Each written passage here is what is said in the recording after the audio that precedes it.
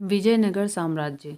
विजयनगर साम्राज्य की स्थापना 1336 ईस्वी में हरिहर एवं बुक्का नामक दो भाइयों ने की थी, जो 5 भाइयों के परिवार के अंग थे।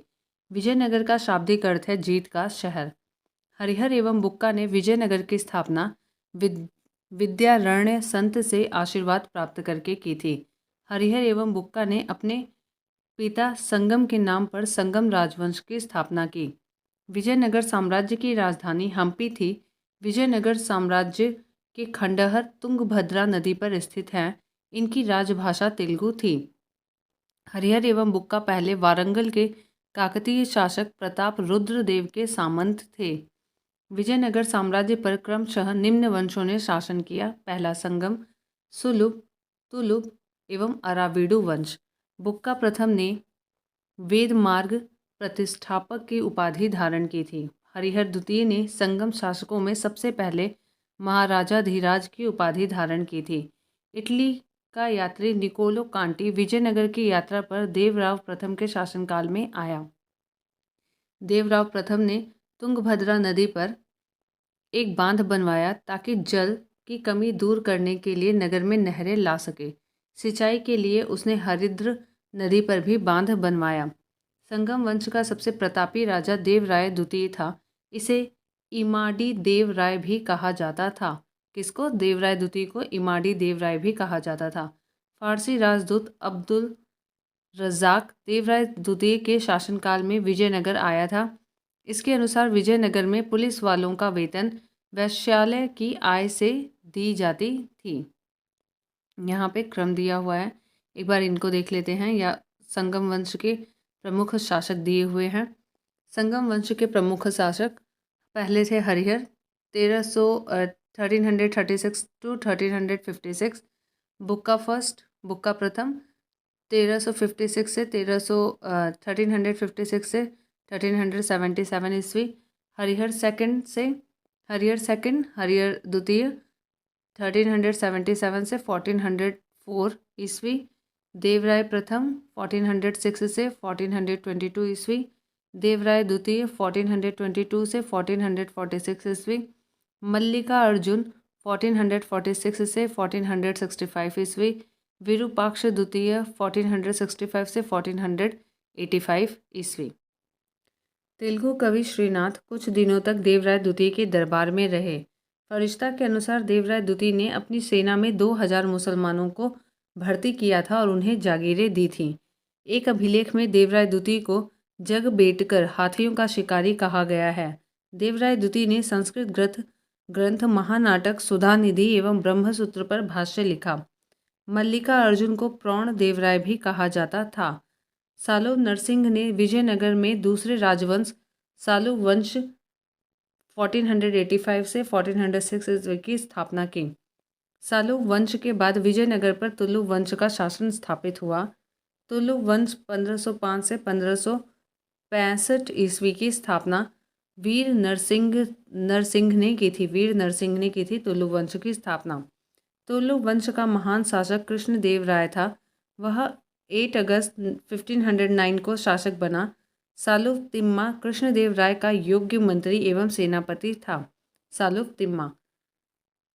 बाबर ने अपनी आत्मकथा बाबरनामा में कृष्णदेव राय को भारत का सर्वाधिक शक्तिशाली शासक बताया है। इसे याद रखिएगा। बाबर ने अपनी आत्मकथा बाबरनामा में कृष्णदेव राय को भारत का सर्वाधिक शक्तिशाली शासक बताया है। कृष्णदेव राय के शासनकाल में पुर्तगाली यात्री डोमिगोस पायस विजयनगर आया था। कृष्णदेव राय के दरबार में तेलुगु साहित्य के 8 सर्वश्रेष्ठ कवि रहते थे, जिन्हें अष्ट दिग्गज कहा जाता था। उसके शासनकाल में तेलुगु साहित्य का क्लासिक युग कहा गया है। उसके शासनकाल को तेलुगु साहित्य का क्लासिक युग कहा गया है। कृष्णदेव राय ने तेलुगु में अमुक्त माल्याद एवं संस्कृत में जाम्बवती कल्याणम की रचना की है।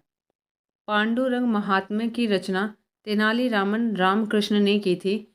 नागलपुर नामक नए नगर हजारा एवं विठल्ला स्वामी मंदिर का निर्माण कृष्णदेव राय ने करवाया था।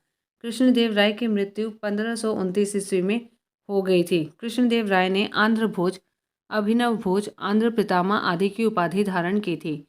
तुलु वंश का अंतिम शासक सदाशिव था। राक्षसी, तंगड़ी या तालीकोटा या बन्नीहट्टी तीनों एक ही युद्ध हैं। युद्ध 23 जनवरी 1965 ईस्वी में हुआ था। इसी युद्ध के कारण विजयनगर का पतन हुआ था। तो याद रखिएगा, राक्षसी, तंगड़ी, तालीकोटा या बन्नीहट्टी का युद्ध 23 जनवरी 1565 ईस्वी में हुआ था। इसी के कारण विजयनगर साम्राज्य का पतन हुआ था। विजयनगर के विरुद्ध बने दक्षिण राज्यों के संघ में शामिल थे बीजापुर, अहमदनगर, गोलकुंडा एवं बीदर। इस संयुक्त मोर्चे का नेतृत्व अली आदिल शाह कर रहा था। तालीकोटा के युद्ध में विजयनगर का नेतृत्व राम राय कर रहा था। विजयनगर के राजाओं और बहमनी के सुल्तानों के हित 3 अलग अलग क्षेत्रों में आपस में टकराते थे। तुंगभद्रा के दोआब में, कृष्णा गोदावरी के कछार में और मराठावाड़ा प्रदेश में। तुंगभद्रा के दोआब में, कृष्णा गोदावरी के कछार में, मराठावाड़ा प्रदेश में। तालीकोटा युद्ध के बाद सदाशिव ने तिरुमल के सहयोग से पेनुकोंडा को राजधानी बनाकर शासन करना प्रारंभ किया। विजयनगर के चौथे राजवंश अराविडु वंश 1570 से 1672 की स्थापना तिरुमल ने सदाशिव को अपदस्थ कर पेनुकोंडा में किया। अराविडु वंश का अंतिम शासक रंग तृतीय था। अराविडु शासक वेंकट द्वितीय के शासनकाल में ही वोडेयार ने 1612 ईस्वी में मैसूर राज्य की स्थापना की थी। वोडेयार ने 1612 ईस्वी में मैसूर राज्य की स्थापना की थी। विजयनगर साम्राज्य की प्रशासनिक इकाई का क्रम घटते हुए है इस प्रकार था। प्रांत, जिसको कि मंडल भी कहते हैं, फिर कोट्टम या वलनाडु, जिसे जिला भी कहते हैं, नाडु, मेला ग्राम 50 ग्रामों का समूह जिसे कहते हैं, और ग्राम। विजयनगर कालीन सेना नायकों को नायक कहा जाता था। ये नायक वस्तुतः भू सामंत थे, जिन्हें राजा वेतन के बदले अथवा उनकी अधीनस्थ सेना के रख रखाव के लिए विशेष भूखंड दे देता था, जो अमरम कहलाता था। आयंगकर व्यवस्था प्रशासन को सुचारू रूप से संचालित करने के लिए प्रत्येक गांव को एक स्वतंत्र इकाई के रूप में संगठित किया गया था। इन संगठित ग्रामीण इकाइयों पर शासन हेतु 12 प्रशासकीय अधिकारियों की नियुक्ति की जाती थी, जिनको सामूहिक रूप से आयंगकर कहा जाता था। ये अवैतनिक होते थे। इनकी सेवाओं के बदले सरकार इन्हें पूर्णतः लगान मुक्त एवं कर मुक्त भूमि प्रदान करती थी। इनका पद आनुवांशिक होता था। वह इस पद को बेच या गिरवी रख सकता था। ग्राम स्तर की कोई भी संपत्ति इन अधिकारियों की इजाज़त के बगैर न तो बेची जा सकती थी और न ही दान में दी जा सकती थी। विजयनगर आने वाला प्रमुख विदेशी यात्री, देश, काल और उसके शासक यहाँ पे दिए हुए हैं। तो यहाँ पे पहला है यात्री निकोलो कोंटी, इटली से थे। 420 ईस्वी में आए थे और उस समय शासक थे देवराय प्रथम। अब्दुल रज़ाक फारस से आए थे 1442 ईस्वी में देवराय द्वितीय के शासनकाल में। नूनीस पुर्तगाल से आए थे 1535 ईस्वी में अच्युत राय के शासनकाल में। डोमिंग पायस पुर्तगाल से थे 1515 ईस्वी में कृष्णदेव राय के काल में। बारबोसा पुर्तगाल से आए थे 1515 और 16 ईस्वी में कृष्णदेव राय के काल में आए थे। कर्णिक नामक आयंगगर के पास जमीन के क्रय विक्रय से संबंधित समस्त दस्तावेज होते थे। विजयनगर साम्राज्य की आय का सबसे बड़ा स्रोत लगान था। भू राजस्व की दर उपज का 1/6 भाग था। विवाह कर वर एवं वधू दोनों से लिया जाता था। विधवा से विवाह करने वाले इस कर से मुक्त थे। उम्बिल ग्राम में विशेष सेवाओं के बदले दी जाने वाली लगान मुक्त भूमि की भूधारण पद्धति थी। रक्त कोगड़े युद्ध में शौर्य का प्रदर्शन करने वाले मृत लोगों के परिवारों को दी गई भूमि को कहा जाता था। कुटग्गी ब्राह्मण, मंदिर या बड़े भूस्वामी जो स्वयं कृषि नहीं करते थे, किसानों को पट्टे पर भूमि देते थे, ऐसी भूमि को कुटग्गी कहा जाता था। वे कृषक मजदूर जो भूमि के क्रय विक्रय के साथ ही हस्तांतरित हो जाते थे, उन्हें कूदी कहलाते थे। विजयनगर का सैन्य विभाग कदाचार कहलाता था। इस विभाग का उच्च अधिकारी दंड नायक या सेनापति होता था। टकसाल विभाग को जोरी खाना कहा जाता था। चिट्ठियों की तरह व्यापार में निपुण दस्तकार वर्ग के लोग को वीर पंजाल कहा जाता था। चिट्ठियों की तरह व्यापार में निपुण दस्तकार वर्ग के लोगों को वीर पंजाल कहा जाता था। उत्तर भारत से दक्षिण भारत में आकर बसे लोगों को बड़वा कहा जाता था। विजयनगर में दास प्रथा प्रचलित थी। मनुष्यों के क्रय विक्रय को वेश्वग कहा जाता था। मंदिरों में रहने वाली स्त्रियों को देवदासी कहा जाता था। इनको आजीविका के लिए भूमि या नियमित वेतन दिया जाता था। विजयनगर की मुद्रा पैगोडा या बहमनी राज्य की मुद्रा पूर्ण थी। विजयनगर की मुद्रा पैगोडा और बहमनी राज्य की मुद्रा पूर्ण थी। 32 बहमनी राज्य। मोहम्मद बिन तुगलक के शासनकाल में 1347 ईस्वी में हसन गंगू ने बहमनी राज्य की स्थापना की। वह अलाउद्दीन हसन बहमन शाह के नाम से सिंहासन पर बैठा और गुलबर्गा को अपनी राजधानी बनाया। इसकी राजभाषा मराठी थी। इसने अपने साम्राज्य को 4 प्रांतों में गुलबर्गा, दौलताबाद, बरार एवं बीदर में बांटा। इसकी मृत्यु 11 फरवरी 1358 ईस्वी को हो गई थी। अलाउद्दीन हसन के पश्चात उसका पुत्र मोहम्मद शाह प्रथम सुल्तान बना। इसके काल में सबसे पहले बारूद का प्रयोग बुक्का के विरुद्ध हुआ था। सुल्तान मोहम्मद शाह प्रथम सुल्तान बना और सबसे पहले इसी के काल में बारूद का प्रयोग बुक्का के विरुद्ध हुआ। भीमा नदी के तट पर फिरोजाबाद की स्थापना ताजुद्दीन फिरोज ने की थी। भीमा नदी के तट पर फिरोजाबाद की स्थापना ताजुद्दीन फिरोज ने की थी। फिरोज खगोलिकी को प्रोत्साहन देता था और उसने दौलताबाद के पास एक वैधशाला बनाई थी। फरिश्ता के अनुसार फिरोज फारसी, अरबी, तुर्की के अतिरिक्त तेलुगु, कन्नड़ और मराठी भाषा का भी ज्ञाता था। सिहाबुद्दीन अहमद प्रथम ने अपनी राजधानी गुलबर्गा से हटाकर बीदर में स्थापित की। इसने बीदर का नया नाम मोहम्मदाबाद रखा। बहमनी वंश के प्रमुख शासक। पहला मोहम्मद शाह प्रथम 1358 से 1375। अलाउद्दीन मुजाहिद शाह 1375 से 1378। दाऊद प्रथम 1378 ईस्वी। मोहम्मद शाह द्वितीय 1378 से 1397। ताजुद्दीन फिरोज 1397 से 1422। शहाबुद्दीन अहमद प्रथम 1422 से 1436। अलाउद्दीन अहमद द्वितीय 1436 से 1458। सुल्तान शमसुद्दीन मोहम्मद तृतीय 1463 से 1482। मोहम्मद थर्ड के शासनकाल में ख्वाजा जहाँ की उपाधि से महमूद गवा ईरानी को प्रधानमंत्री नियुक्त किया गया। महमूद तृतीय के आदेश पर 1482 में 70 वर्ष की अवस्था में महमूद गवा को फांसी दे दी गई। महमूद गवा के ने बीदर में एक महाविद्यालय मदरसा की स्थापना कराई। इसका भवन तीन मंजिला था। इसमें 1000 अध्यापक और विद्यार्थी रह सकते थे।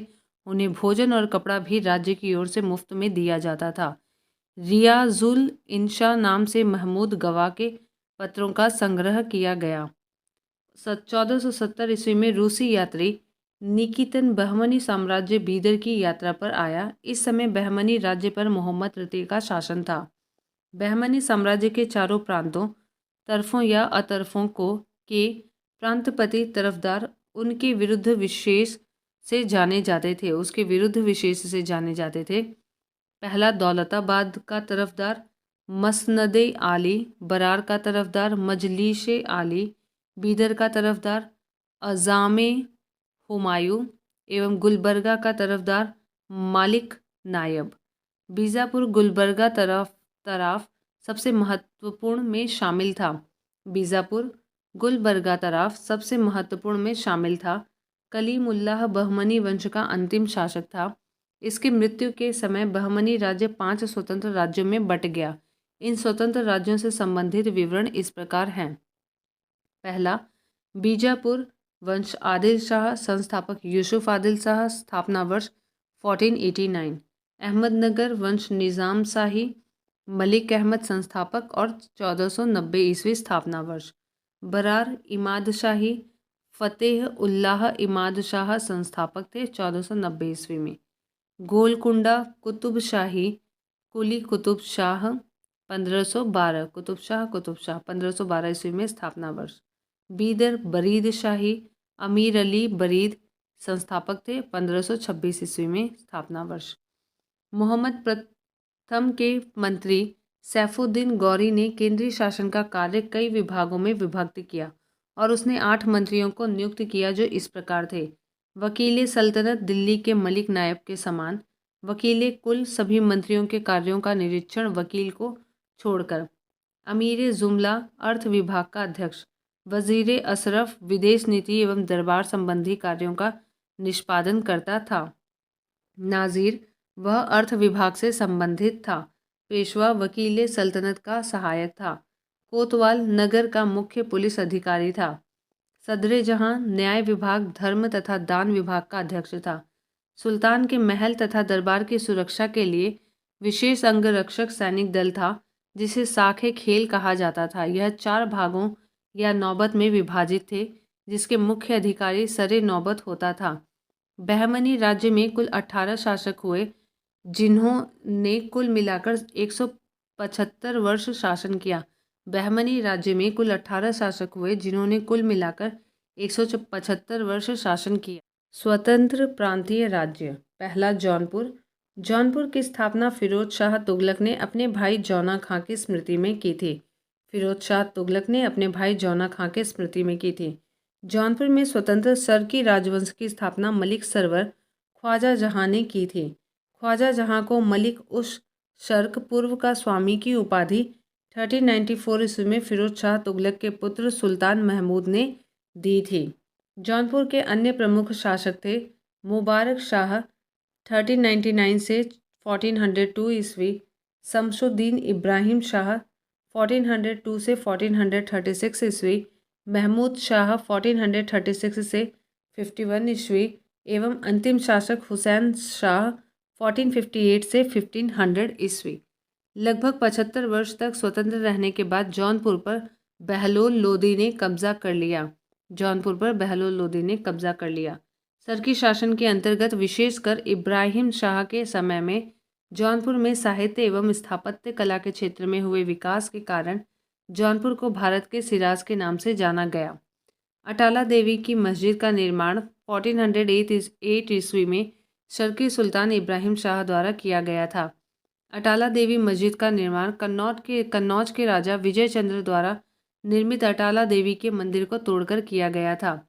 जामा मस्जिद का निर्माण 1470 ईस्वी में हुसैन शाह सरकी के द्वारा किया गया था।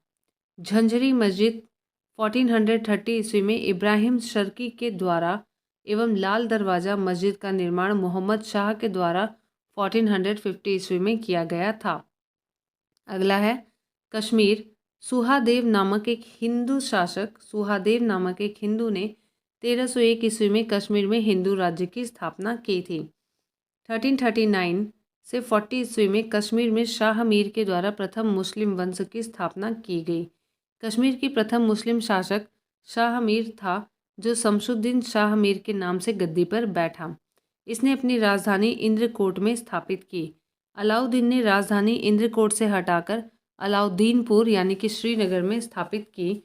हिंदू मंदिरों एवं मूर्तियों को तोड़ने के कारण सुल्तान सिकंदर शाह को बुत शिकन कहा गया।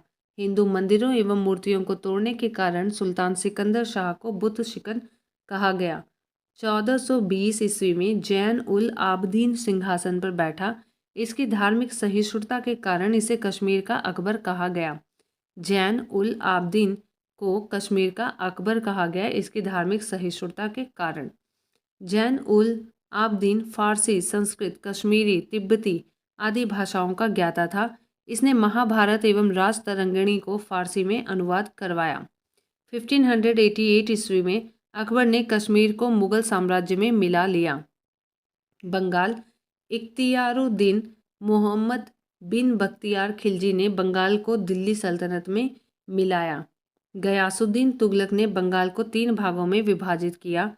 लखनौती उत्तर बंगाल, सोनारगांव पूर्वी बंगाल, सतगांव दक्षिण बंगाल।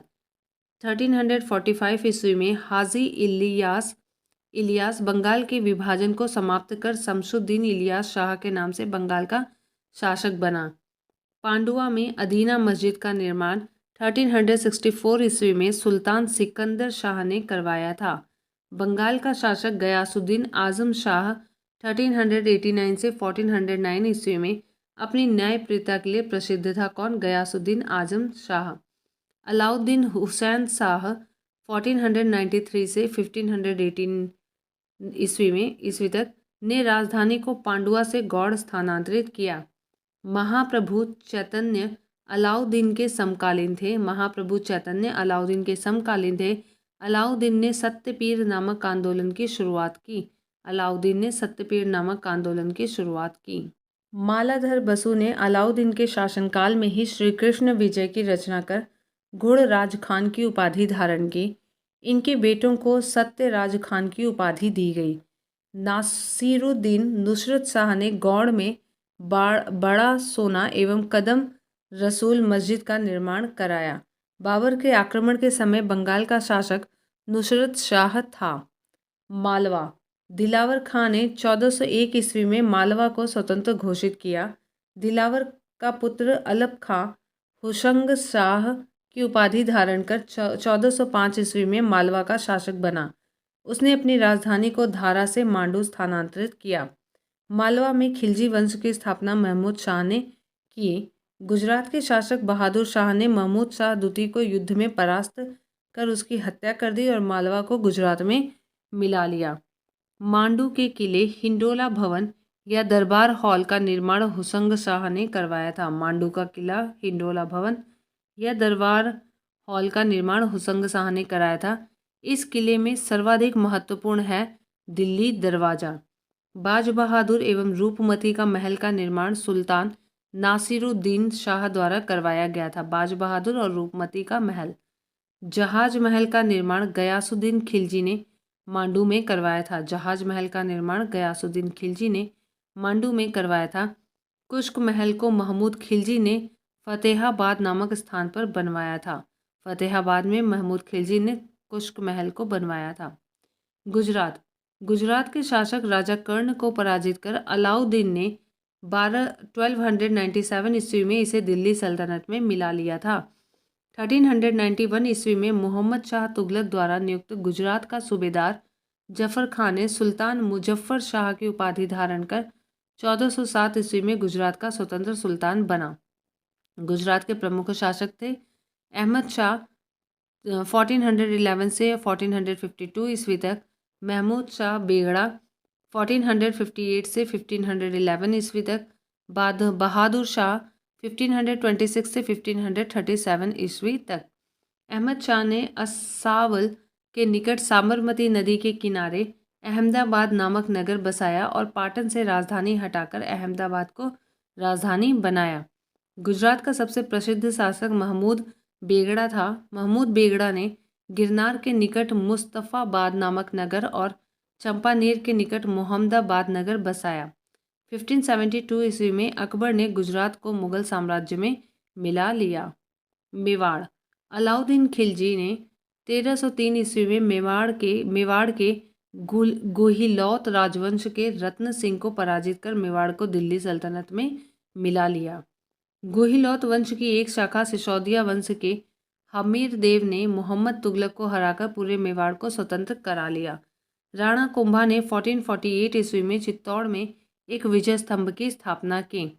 खानवा का युद्ध 1527 ईस्वी में राणा सांगा एवं बाबर के बीच हुआ, जिसमें बाबर विजयी हुआ। 1576 में हल्दी घाटी का युद्ध राणा प्रताप एवं अकबर के बीच हुआ, जिसमें अकबर विजयी हुआ। ये इंपॉर्टेंट है। 1576 में हल्दी घाटी का युद्ध राणा प्रताप और अकबर के बीच हुआ, जिसमें अकबर विजयी हुआ। मेवाड़ की राजधानी चित्तौड़गढ़ थी। जहांगीर ने मेवाड़ को मुगल साम्राज्य में मिला लिया। खानदेश तुगलक वंश के पतन के समय फिरोज शाह तुगलक के सूबेदार मलिक अहमद राजा फारूकी ने नर्मदा एवं ताप्ती नदियों के बीच 1382 ईस्वी में खानदेश की स्थापना की। खानदेश की राजधानी बुरहानपुर थी। इसका सैनिक मुख्यालय असीरगढ़ था। 1601 ईस्वी में अकबर ने खानदेश को मुगल साम्राज्य में मिला लिया। सूफी आंदोलन जो लोग सूफी संतों से शिष्यता ग्रहण करते थे उन्हें मुरीद कहा जाता था। सूफी जिन आश्रमों में निवास करते थे उन्हें खानकाह या मठ कहा जाता था। सूफियों के धर्म संघ बाशारा इस्लामी सिद्धांत के समर्थक और बेशारा इस्लामी सिद्धांत से बंधे नहीं में विभाजित थे। भारत में चिश्ती एवं सोहरावर्दी सिलसिले की जड़ें काफ़ी गहरी थीं। ख्वाजा मोइनुद्दीन चिश्ती ने भारत में चिश्ती सिलसिले की शुरुआत की।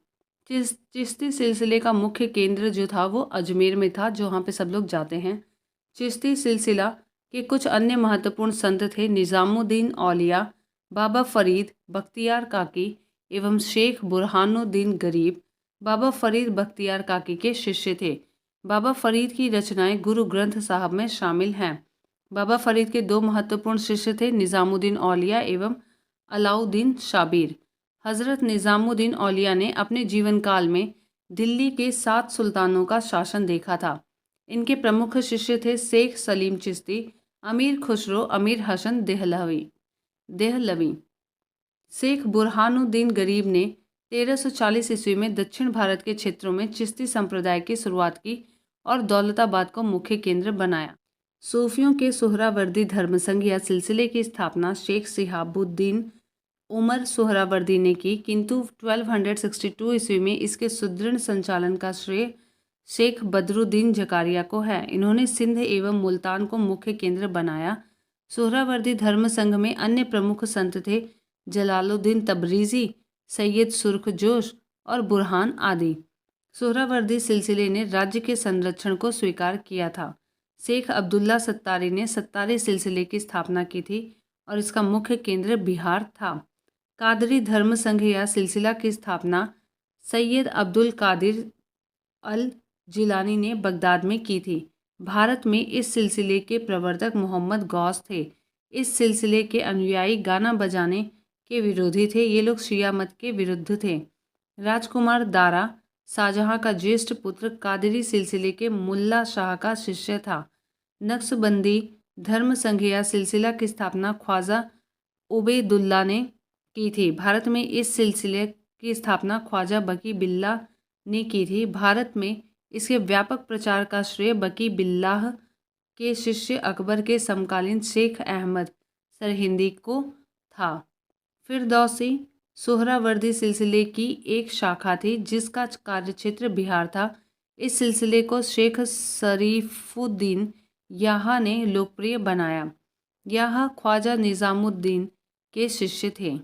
भक्ति आंदोलन 6ठी शताब्दी में भक्ति आंदोलन की शुरुआत तमिल क्षेत्र से हुई जो कर्नाटक और महाराष्ट्र में फैल गई। भक्ति आंदोलन का विकास 12 अलवर वैष्णव संतों एवं 63 नयनार शैव संतों ने किया। शैव, नयनार और वैष्णव अलवर जैनियों एवं बौद्धों के अपरिग्रहण को अस्वीकार कर ईश्वर के प्रति व्यक्तिगत भक्ति को ही मुक्ति का मार्ग बताते हैं। शैव संत अप्पार ने पल्लव राजा महेंद्र वर्मन को शैव धर्म स्वीकार करवाया था। अपार ने पल्लव राजा महेंद्र वर्मन को शैव धर्म स्वीकार करवाया था। भक्ति कवि संतों को संत कहा जाता था और उनके दो समूह थे। प्रथम समूह वैष्णव संत था जो महाराष्ट्र में लोकप्रिय था और वे भगवान विठोबा के भक्त थे। विठोबा पंथ के संत और उनके अनुयायी वरकरी या तीर्थयात्री पंथ कहलाते थे क्योंकि हर वर्ष पढ़नपुर की तीर्थ यात्रा पर जाते थे। दूसरा समूह पंजाब एवं राजस्थान के हिंदी भाषी क्षेत्रों में सक्रिय था और इसकी निर्गुण भक्ति हर विशेषता से परे भगवान की भक्ति में आस्था थी। भक्ति आंदोलन को दक्षिण भारत से उत्तर भारत में रामानंद के द्वारा लाया गया। बंगाल में कृष्ण भक्ति की प्रारंभिक प्रतिपादकों में विद्यापति ठाकुर और चंडीदास थे। रामानंद की शिक्षा से दो संप्रदायों का प्रादुर्भाव हुआ, सगुण जो पुनर्जन्म में विश्वास रखता था, निगुण जो भगवान के निरंकार रूप की पूजा करता है। सगुण संप्रदाय के सबसे प्रसिद्ध व्याख्याताओं में थे तुलसीदास, नाभादास जैसे राम भक्त, निम्बार्क और वल्लभाचार्य, चैतन्य सूरदास, मीराबाई जैसे कृष्ण भक्त। निगुण संप्रदाय के सबसे प्रसिद्ध प्रतिनिधि थे कबीर, जिन्हें भावी उत्तर भारतीय पंथों का आध्यात्मिक गुरु माना गया है। शंकराचार्य के अद्वैत दर्शन के विरोध में दक्षिण में वैष्णव संतों द्वारा 4 मतों की स्थापना की गई थी। दक्षिण में वैष्णव संतों द्वारा स्थापित 4 मत हैं। श्री संप्रदाय रामानुजाचार्य और इनका मत था विशिष्टा द्वैतवाद। ब्रह्म संप्रदाय माधवाचार्य द्वैतवाद। रुद्र संप्रदाय विष्णु स्वामी शुद्ध द्वैतवाद। संकादी संप्रदाय निम्बार्काचार्य द्वैतवाद। भक्ति आंदोलन के संत हैं रामानुजाचार्य 21वीं शताब्दी में। इन्होंने राम को अपना आराध्य माना। इनका जन्म 1017 ईस्वी में मद्रास के निकट पेरुम्बर नामक स्थान पर हुआ। 1137 ईस्वी में इनकी मृत्यु हो गई। रामानुज ने वेदांत में प्रशिक्षण अपने गुरु कांचीपुरम के यादव प्रकाश से प्राप्त किया था। रामानंद का जन्म 1299 ईस्वी में प्रयाग में हुआ था। इनकी शिक्षा प्रयाग एवं वाराणसी में हुई। उन्होंने अपना संप्रदाय सभी जातियों के लिए खोल दिया। रामानुज की भांति इन्होंने भी भक्ति को मोक्ष का एकमात्र साधन स्वीकार किया। इन्होंने मर्यादा पुरुषोत्तम राम एवं सीता की आराधना को समाज के समक्ष रखा। रामानंद के 12 शिष्यों में 2 स्त्रियां पद्मावती एवं सुरसरी थी। इनके प्रमुख शिष्य थे रैदास जो कि हरिजन थे, कबीर जो कि जुलाहा थे, धन्ना जो कि जाट थे, सेना जो कि नाई थे, पीपा राजपूत था और सधना कसाई। कबीर का जन्म 1440 ईस्वी में, जो कि विवादास्पद है, वाराणसी में एक विधवा ब्राह्मणी के गर्भ से लोक श्रुतियों के अनुसार हुआ था। लोक लज्जा के भय से उसने नवजात शिशु को वाराणसी में लहर तारा के पास एक तालाब के समीप छोड़ दिया था। जुलाहा नीरू और उसकी पत्नी नीमा इस नवजात शिशु को अपने घर ले आए। इस बालक का नाम कबीर रखा गया। कबीर की शादी लोई से हुई। उनके 2 बच्चे हुए और उनकी ज़िंदगी आम गृहस्थ जैसी ही थी। इन्होंने राम, रहीम, हज़रत अल्लाह आदि को एक ईश्वर के अनेक रूप माने हैं। इन्होंने जाति प्रथा, धार्मिक कर्मकांड, बाह्य आडंबर, मूर्ति पूजा, जप तप, अवतारवाद आदि का घोर विरोध करते हुए एकेश्वरवाद में आस्था व्यक्त की और निरंकार ब्रह्मा की उपासना को महत्व दिया। निगुण भक्ति धारा से जुड़े कबीर ऐसे प्रथम ब्राह्मण थे जिन्होंने संत होने के बाद भी पूर्णतः गृहस्थ जीवन का निर्वाह किया। इनके अनुयायी कबीर पंथी कहलाए। कबीर के उपदेश शब्द सिखों के आदि ग्रंथ में संग्रहित हैं। कबीर की वाणी का संग्रह बीजक शिष्य धर्मदास द्वारा संकलित नाम से प्रसिद्ध है। बीजक में 3 भाग हैं, रमैनी, सबद और साखी। उनकी भाषा को सधुक्कड़ी कहा गया है। इसमें ब्रज भाषा, अवधी एवं राजस्थानी भाषा के शब्द पाए जाते हैं। कबीरदास की मृत्यु 1510 ईस्वी में मगहर में हुई। कबीर सुल्तान सिकंदर लोदी के समकालीन थे। गुरु नानक का जन्म 1469 ईस्वी में अविभाजित पंजाब के रावी नदी के तट पर स्थित तलवंडी नामक ग्राम में हुआ था, जो अब ननकाना साहिब के नाम से विख्यात है। इनकी माता का नाम तृप्ता देवी तथा पिता का नाम कालूराम था। बटाला के मूलराज खत्री की बेटी सुलक्षणी से उनका विवाह हुआ, जिससे उन्हें 2 पुत्र हुए। उन्होंने देश का 5 बार चक्कर लगाया। उसे उदासीस कहा जाता है। उन्होंने कीर्तनों के माध्यम से उपदेश दिए। वे काव्य रचना करते थे और रबाब के संगीत के साथ गाया करते थे। सारंगी उनका स्वामी, भक्ति शिष्य मर्दाना बजाया करता था। अपने जीवन के अंतिम क्षणों में उन्होंने रावी नदी के किनारे करतारपुर में अपना डेरा मठ स्थापित किया। अपने जीवन काल में ही उन्होंने आध्यात्मिक आधार पर अपने पुत्रों की जगह अपने शिष्य भाई लहना अंगद को अपना उत्तराधिकारी नियुक्त किया। उनकी मृत्यु 1538 ईस्वी में करतारपुर में हुई। नानक ने सिख धर्म की स्थापना की। नानक सूफी संत बाबा फरीद से प्रभावित थे। चैतन्य का जन्म 1486 ईस्वी में नवद्वीप, बंगाल के मायापुर गांव में हुआ था। इनके पिता का नाम जगन्नाथ मिश्र और माता का नाम सची देवी था। पाठशाला में चैतन्य की निमाई पंडित या गौरंगा कहा जाता था। चैतन्य का वास्तविक नाम विश्वंभर था। उन्होंने गोसाई संघ की स्थापना की और साथ ही संकीर्तन प्रथा को जन्म दिया। इनके दार्शनिक सिद्धांत को अचिंत्य भेदभाव के नाम से जाना जाता है। सन्यासी बनने के बाद बंगाल छोड़कर पुरी उड़ीसा चले गए, जहां उन्होंने 2 दशक तक भगवान जगन्नाथ की उपासना की। इसकी मृत्यु 1533 ईस्वी में हो गई। श्री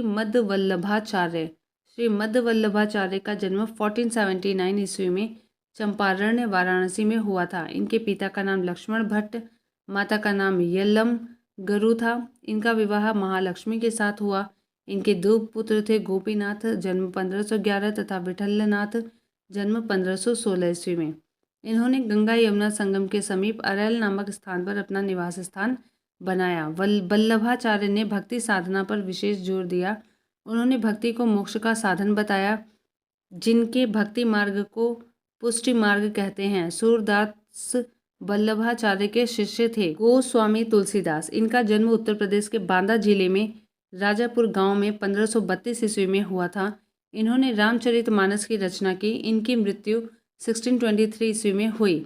तुलसीदास मुगल शासक अकबर एवं मेवाड़ के शासक राणा प्रताप के समकालीन थे। धन्ना, धन्ना का जन्म 1415 ईस्वी में एक जाट परिवार में हुआ था। राजपुताना से बनारस आकर ये रामानंद के शिष्य बन गए। कहा जाता है कि इन्होंने भगवान की मूर्ति को हठात भोजन कराया था। धन्ना ने भगवान की मूर्ति को हठात भोजन कराया था। मीराबाई का जन्म 1498 ईस्वी में मेड़ता जिले के चौकारी गांव में हुआ था। इनके पिता का नाम रत्न सिंह राठौर था। इनका विवाह 1516 ईस्वी में राणा सांगा के बड़े पुत्र और युवराज भोजराज से हुआ था। अपने पति की मृत्यु के उपरांत ये पूर्णतः धर्मपरायण जीवन व्यतीत करने लगी थी। इन्होंने कृष्ण की उपासना प्रेमी एवं पति के रूप में की। इनके भक्ति गीत मुख्यतः ब्रज भाषा और आंशिक रूप से राजस्थानी में लिखे गए हैं तथा इनकी कुछ कविताएं राजस्थानी में भी हैं। इनकी मृत्यु 1546 ईस्वी में हो गई थी। रैदास, ये जाति से चमार थे और बनारस के रहने वाले थे। ये रामानंद के 12 शिष्यों में से एक थे। इनके पिता का नाम रघु तथा माता का नाम घुर बिनिया था। ये जूता बनाकर आजीविकोपार्जन करते थे। इन्होंने रायदासी संप्रदाय की स्थापना की।